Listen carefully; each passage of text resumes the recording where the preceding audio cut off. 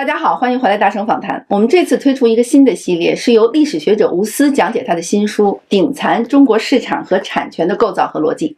这本书呢是许成刚讲制度基因之后，大声推出的又一个深度系列。吴思呢，1957年生于北京，曾经是《炎黄春秋》的总编辑和天泽经济研究所的理事长。他的作品《潜规则》《血酬定律》都曾在中国社会引发过热烈讨论。他擅长用通俗、锋利而精准的语言，努力在解释中国社会究竟是如何运作的。我在这里还想多说一句，吴思老师呢目前居住在北京，由于众所周知的原因，这本书的出版和我们接下来的这个系列访谈肯定会引发系统上的广泛关注。在现在的一个现实环境里面，其实吴思坚持这样完整清晰地讲述他自己的思考，跟我们的观众分享，我个人是非常敬佩的。我们也感受到了要传播这样的声音的责任。我也真心的希望，无论是体制内还是体制外的朋友，大家都以平和开放的心态来听听我们这场真正的严肃的无审查的自由的开放讨论。一旦你掌握了这一切分配，过手3分肥啊，你说你的个人利益有多少？私下的就公开算的那多少级干部，每一级干部多少分配，除了这个干部的明确的公开的分配之外啊，还有公家配的这个什么小楼啊、汽车呀、警卫员呀、医疗啊，统购统销持续了30多年。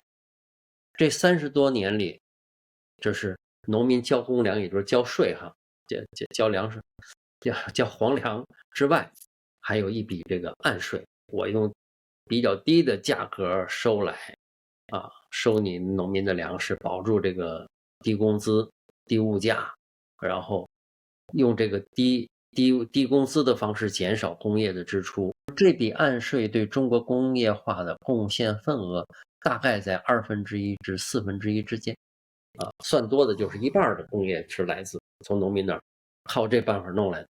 大家不知道是否意识到，你看这套计算，它全是政权本位，妨碍积极性。那现在的问题就是，这些领导人算的账对不对？他有错吗？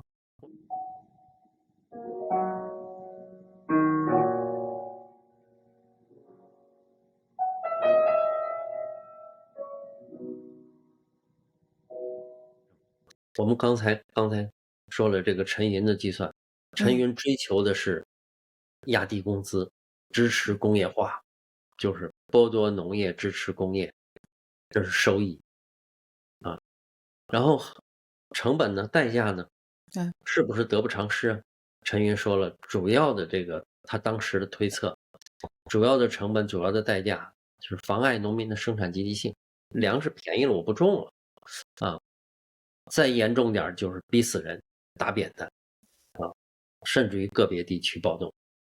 但是他又认为这个成本我们看得见，暴动我们压得住，这没什么大不了的。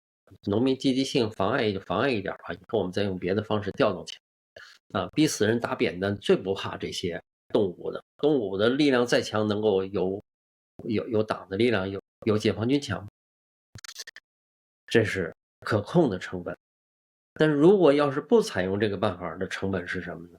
就是他当时说要重新走上进口粮食的老路，而且可能我们就建设不成，这5年计划搞不成了嘛，搞不成了我们弱，结果帝国主义也会打进来啊，然后一旦他们打进来了，我们这边的农民的扁担也要打过来，这就是他算的这个两害相权吧，算这个2种成本。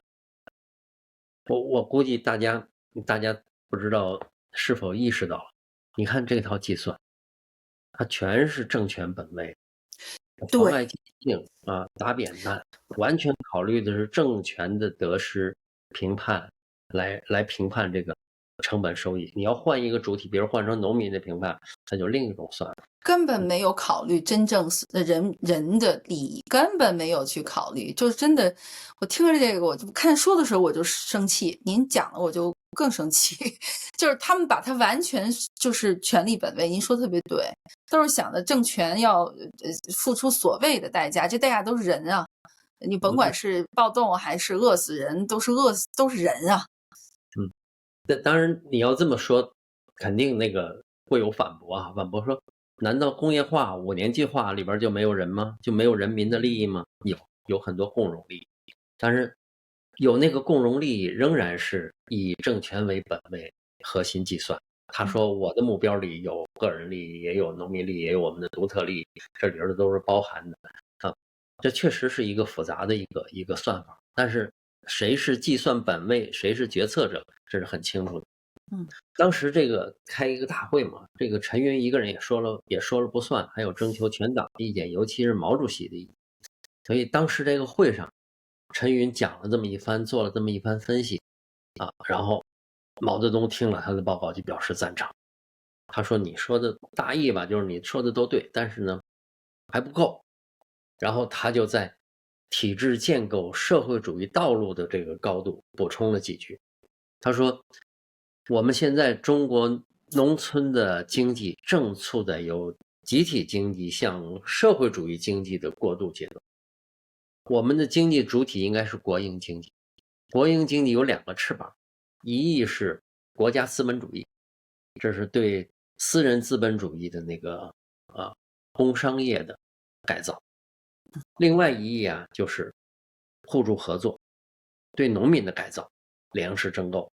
如果这一翼就是粮食征购、互助合作对农民的改造，如果没有这个计划收购的这一套体制，不完整。所以为了完整的弄成这个2翼的那么一个，也是完成这个社会主义改造，陈云说的这个事儿是非常重要啊，这是走社会主义道路的一个必要的制度设计、制度安排。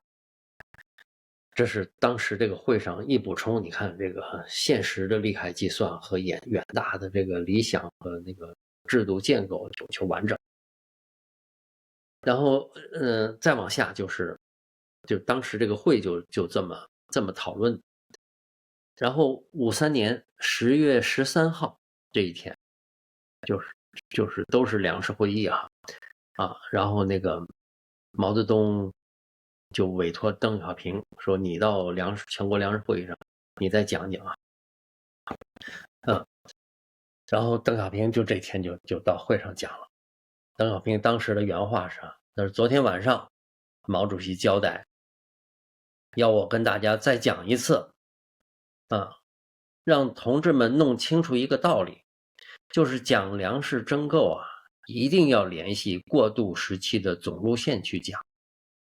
什么是过渡时期总路线？我打个岔啊，过渡时期总路线简称一化三改造，就是在中国向社会主义过渡时期内，要逐步的实现社会主义的工业化，就是一化，完成对农业、手工业和资本主义工商业的社会主义改造，这就是三改造，一化三改造，这就是那几年的工作的最重要的任务，就这一化三改造，然后向社会主义过渡，这就是过渡时期的总路线。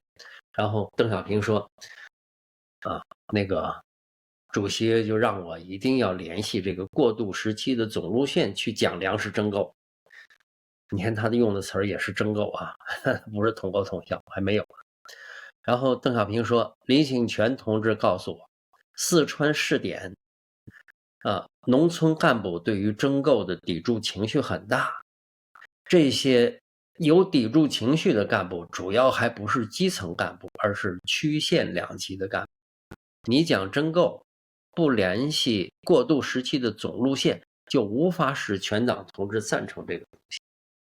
你光算眼前的利害，人家觉得你算不过，不行，说服不了我们。一讲制度建设，那就大家就认账。好，那时候那是1953年啊，在全世界范围内，社会主义还是高歌猛进，所以毛泽东用共产主义的远大理想和过渡时期的一化三改造这个说法，这总路线是可以说服全党。你如果你用现在说，大家说你不灵了，改造了失败了那个理想，你里边有好多是空想成分啊，说服不了。但是这是我们实践了几十年之后，摔了多少跟头才发现这东西不行。当时行，大家都认账，说好，咱们试试，咱们往前走。就是你看看陈云用那个简单的现实眼前的利害计算，再加上毛泽东用那个一个新的理想，社会主义和共产主义理想，这两个加起来，说服全党接受了这个新的市场管控制度，就是原来的我们的那种农业时代的管制经济，到了国民党那个时代的统治经济还不够，我们要走到计划经济这个，你凭什么迈这么一步？迈出这一步的理论基础，就是这种新的共产主义和社会主义的伟大理想。这就是那个这个通过的，说服了全党接受，去大家一起去努力去推进这个过程，就是刚才说的这个会上表达的这些利害计算。那现在的问题就是，这些领导人算的账对不对？他有错吗？或者是是不是算得很精确呢？我们现在回过头来这么多年了哈，回过头来做一个总结。我们先看收益，再看成本。第一个看收益，收益第一个就是那个陈云说的经济上的好处，稳住粮价，稳住工资，保住财政预算，保住第一个5年计划，然后抽取这个农业，从农业抽取剩余来发展工业，对不对？对，这些设想都算对了，都实现了。当时的物价和工资基本稳定，统购统销持续了30多年。这30多年里，这是农民交公粮，也就是交税哈，交粮食，交皇粮之外，还有一笔这个暗税，我用比较低的价格收来，收你农民的粮食，保住这个低工资、低物价，然后用这个低工资的方式减少工业的支出，然后促进工业化，就这种的暗税有多大？30多年的总量是多少？这不同的经济学家有不同的算法，就是这笔暗税对中国工业化的贡献份额大概在1/2至1/4之间，算多的就是1半的工业是来自从农民那儿靠这办法弄来的，那个客气点的，就是说，哎，没那么多1/4也不少。这就是那个陈云说的第一项收益，算对了，算对。很精确，都实现了。第二个就是虚的，就是毛主席说的制度建设方面的好处，我们趁机推行农业的社会主义改造，这个目标实现了吗？实现了，2项都实现，收益他们全算对。然后再看成本，陈云开出了3项现实成本。第一项是妨碍农民的积极性，逼死人个别地区可能是暴动，还有打扁担，这3条全对了，严重的妨碍了农民的积极性，那个打扁担、逼死人、暴动全都出现了，不会很容易就镇压下去了，就是一个不好办，妨碍农民积极性，你再能想办法能调动起来吗？想方设法学打债呀，思想教育啊，各种方式都算了，就是调动不起来。所以把妨碍农民积极性这一项算清了。如果算清了，如果这积极性妨碍大了，全体怠工，那粮食不够吃，连年饥荒。连年饥荒的结果不仅粮价出问题，物价出问题，连你这社会主义该不该搞都会成问题。所以他这一项妨碍农民积极性，把大家全体躺平，恨不得全体我们饿死宁可饿死我也不多干那你说最后就是大饥荒是怎么来的呀？3年大饥荒，饿死了几千万人，那就是妨碍农民积极性就能到这个程度。这是陈云算的这个3项现实成本全对，但是有一项成本低估了，就是妨碍农民积极性会造成什么结果，没往前再多推进。还有陈云还想象了3项成本就是都是对未来的远景的估计，这个想的比较远。他说，假如没有统购统销，第一，我们要进口粮食；第二，社会主义建设搞不成；第三，帝国主义要打来，扁担也要打来。这3项你看看全算错了。都被历史证伪了。第一个就是进口粮食嘛，不统购统销你就不进口粮食了吗？不统购统销照样进口粮食啊。那当然，这个进口可能是，比如说我们大量的出口那个贵一点的，比如出口大米，小麦便宜，我们进口小麦，来回调剂。但是中国整体粮食不够吃，这没问题。就是统购统销的时候也要进口粮食。你大饥荒了，你不进口怎么办？无非是进多点，进少点的而已。就是农民只要没有生产积极性，就不能不进口粮食。这条算错。第二就是那个社会主义建设不成，这条他算错了没有？就实际上搞了统购统销，农业和经济全面萧条。邓小平有个说法叫贫穷不是社会主义。那你干出了这么一个全面贫穷的社会，你建成的叫社会主义吗？就是实际上你还是没建设成，所以后来改革开放还要改回去，所以这一条也算错了。就是社会主义你就没闹清楚是什么，所以邓小平后来也说社会主义究竟是什么，我们也没搞清楚。那要摸着石头过河，慢慢摸出个什么叫社会主义了。这是第二个也算错。第三个就是帝国主义打来，国内的扁担也要打来，这也算错。扁担打来了吗？实际上一取消统购统销，农民就更拥护中共中央了啊！不打扁担，你跟这统购统销的时候，农民才打扁担。还有这帝国主义打来了吗？你不搞统购统销，帝国主义现在就没搞统购统销，帝国主义打来了吗？你恨不得你还得请人家来说，哎，各种优惠政策啊，引入外资，想方设法引进欧美的资本，也就是这几项全算错了。至于那个这是陈云的那个算，毛泽东强调的制度收益，也就是向社会主义过渡。刚才已经说了，贫穷不是社会主义，所以这套制度反而败坏了社会主义的名声。毛泽东一去世就开始调整政策，取消统购统销，然后就有了改革开放。就刚才讲的这个过程吧，什么是统购统销，它的兴起，它的衰落，这大概经过就讲完了。那现在我们就从这个案例，把这个作为一个案例分析，看这个决定统购统销兴废的底层逻辑是什么？底层逻辑是什么？兴也罢，废也罢，决策者都在追求党的利益的最大化。但是这个党的利益党的这收益怎么算呢？那很简单，党的收益是什么？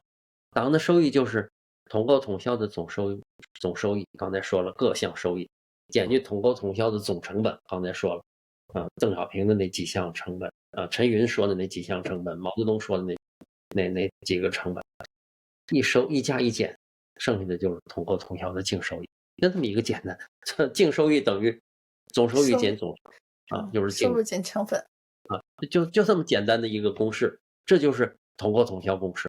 这统购统销公式就是这个党在追求自己净收益的最大化，党的利益的最大化，这就是刚才说的兴也罢，废也罢，背后都是这个算法。但是看起来简单，实际算起来真不好算。比如说最初算这个收益的时候，很容易高估农民的社会主义积极性。农民有社会主义积极性吗？积极性可以调动起来吗？当时这是一场大争论。那个毛泽东就认为农民中蕴藏着巨大的社会主义积极性，这是他的一个说法。但是当时他说这句话，谁最了解农民啊？其实那个一个特别有名的作家，抱歉，这就在嘴边上的名字出不来了。他就问他说他跟他的那个研究人员说，你去问问他这属写农民的，这想不起来，这没有一会儿就冒出来了。就是说你去问问他，结果问出的结果说农民有社会主义，他认为农民没有社会主义积极性，农民只有个体发财的积极性。然后毛就当时说，哎，你们要重视这个意见啊。他说的是一个方面，但是还有另外一方面，就是社会主义积极，那仍然坚持那个农民有社会主义积极性。实际这一点估计错了，严重的错了。这是一个。不好算。你这一个农民的社会主义积极性就说不清楚，就反复讨论争论就没说明白。还有就是当时帝国主义的名声很坏啊，社会主义的名声很好。这时候你说什么，我们只要叫社会主义就容易获得更高的估值，一说帝国主义就有更低的估值，就是更高的成本。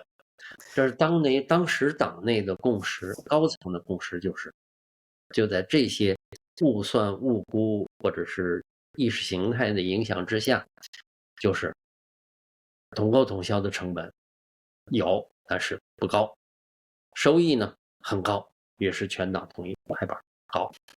后来实践了20多年，党内的高层的新的共识就是统购统销的成本很高，收益有限，净收益是负的，于是改革把统购统销废掉。统购统销兴衰的这个底层逻辑就在这个简单的公式之中。这个算法是很简单的，刚才说了，结果算出来算准了很难，很复杂。就仅仅一个统购统销的成本收益吧，陈云点了6项成本，4项收益，毛泽东又加了1项制度收益，总共就有11个变量。当事人对各个变量的大小、因果关系对这个评估，刚才说了，深受价值观信仰的影响，还深受信息来源的影响。信息来源也很重要哎。那个苏联就反复说我们的农业在搞成功了啊，远远超出了当年的产量。其实苏联的信息是自我宣传骗人的，但是你要看这个波一波的那个重大决策的那个回顾，就发现当年中共高层在讨论这个统购统销讨论农村的这个集体化改造的时候，就认为，哎，你看看苏联这不干成了吗？我们为什么不能干成呢？苏联人骗你呢，就受了这种信息来源的影响，还有价值观信仰的影响。就这价值观本身还是一个变量。刚才说的这个11个变量本身每一个还都有很多复杂的这个变化，于是算法简单，算出的结果一定是复杂多样。好，这就是统购统销的那个过程。吴老师，我在这儿追问2句，您他们整个这个过程，不管是陈云也好，还是后来这个邓小平帮着在理论上去拔高，然后这毛泽东最会讲故事哈，又给画一最高的大饼。他们这些，您刚才说到党的利益，他们当时这群人怎么定义党的利益？就是这群人，他们就是党，他们的利益就是党的利益。党的利益就代表着人民的利益，他们是真的这么想的，还是这一套全是毛泽东的话术和他就是其实最终就是统治集团的利益呢？就是说了这么多，他们自己怎么定义他们在这个权力中间的这个存在的？还是其实毛自己认为他就是权力？这就是要特别精确的回答毛怎么认为，只有他本人能回答，我只能猜啊，只能猜，也只能根据现有看到的这些史料去猜。你还有说，你说他们就不止毛一个人了，是很多人，是那一个决策群体，一直到当时的高级干部，都跟这决策有关系的啊。那我觉得，就是你首先就是说，他们认为他们是谁？他们认为他们是共产党，这很清楚。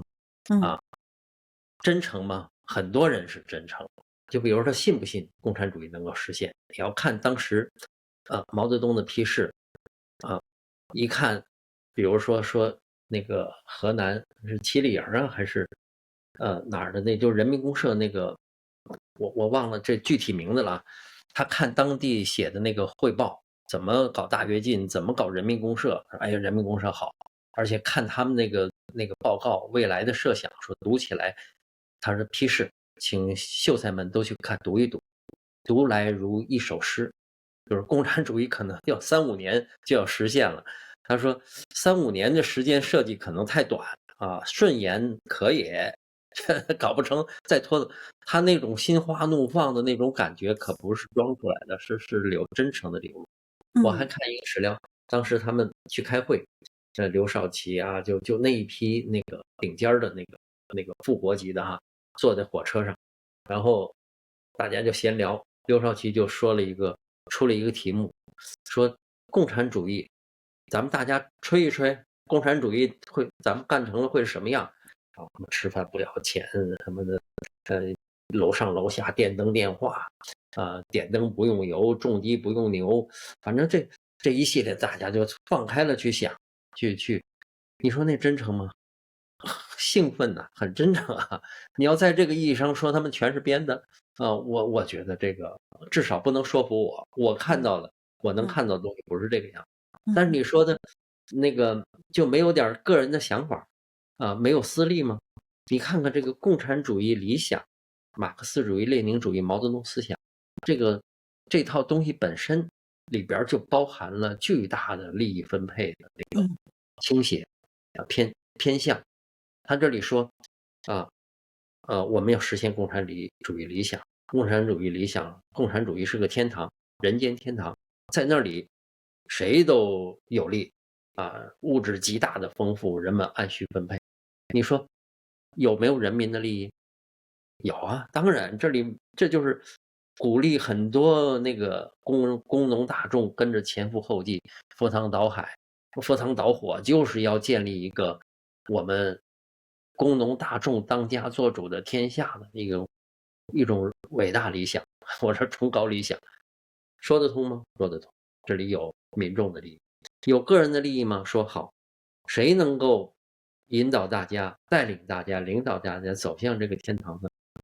掌握了真理，掌握了这一套所有的技术的，掌握了历史规律的共产党人。好，共产党是先锋队是核心。好，你的地位，你的政治、经济、社会地位都确定了，这里有巨大的荣誉，还有巨大的物质利益。一旦你掌握了这一切分配，握手三分肥你说你的个人利益有多少？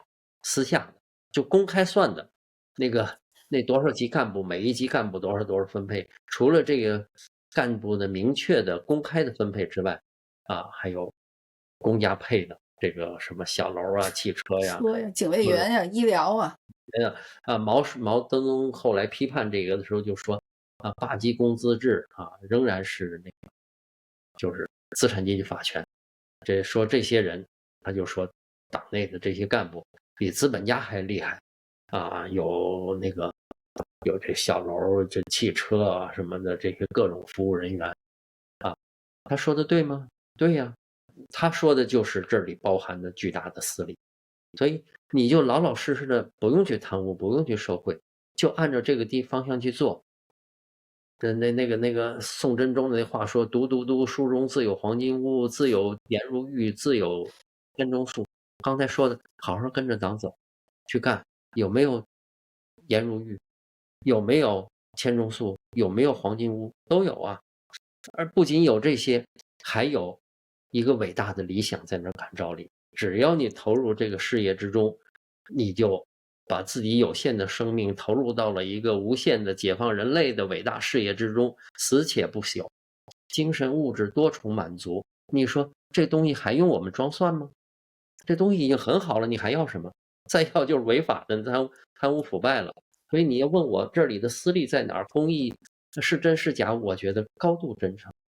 那这已经够了，还要什么？当然可能还有很多人在追求私利，比如说斯大林在就是苏联走得更早，发现不行了，说这些东西跟那个理想跟马克思跟列宁说的都不对呀，我们是不是比如说要选举，要把我们垄断这个权利放开，让大家那个选择？那斯大林就在类似政治局会议的这种规模上说是不对，那怎么办呢？把权力都交出去，我们解散，还是接着坚持着往下干？他就把这个摊开了。但是像斯大林这么坦诚的跟所有的周围的人说明白，我没见到那个中国共产党能有这个算法。直到文化大革命，毛要清算这一切，要把那个什么修正主义这个什么走资本主义道路的这个斗私批修都是严格的压抑斯大林所明白表述的那个东西。所以我认为毛泽东的真诚度也很高。但是你说这种真诚跟怀疑，甚至于跟虚假、跟骗人的这个比例能究竟有多大？是不是有自欺欺人的成分？这事儿，我觉得除了他本人，很少有人能说明。